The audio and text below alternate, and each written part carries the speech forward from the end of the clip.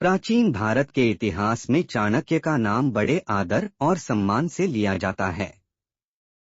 वे केवल एक आचार्य ही नहीं, बल्कि राजनीति, कूटनीति और जीवन के गहन जानकार भी थे।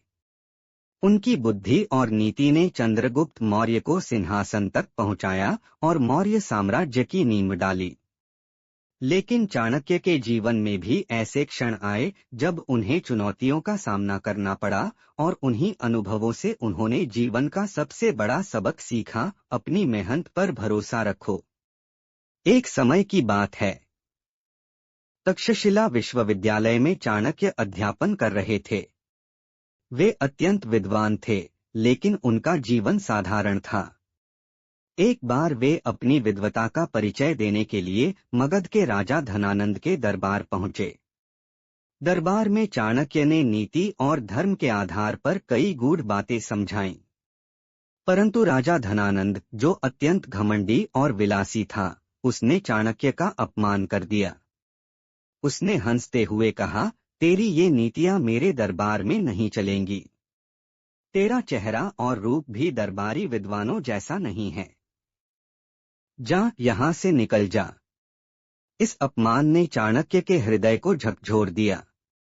वे अपमानित होकर बाहर निकले और वहीं शपथ ली, आज से मैं तब तक चैन से नहीं बैठूंगा जब तक धनानंद का साम्राज्य समाप्त नहीं हो जाता।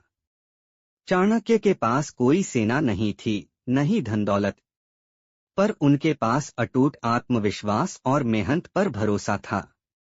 उन्होंने मगध को हराने की योजना बनाई। सबसे पहले वे गांव-गांव घूमे, लोगों से मिले और समझा कि जनता धनानंद से कितनी दुखी है। लोग उसके अत्याचार और भारी करों से परेशान थे। लेकिन समस्या यह थी कि कोई भी इतना शक्तिशाली नहीं था जो धनानंद को चुनौती दे सके। इसी दौरान चाणक्य की मुलाकात एक गरीब बालक चंद्रगुप्त से हुई। उस बालक में साहस, नेतृत्व और सीखने की क्षमता थी। चाणक्य ने निश्चय किया कि यही बालक भविष्य का राजा बनेगा।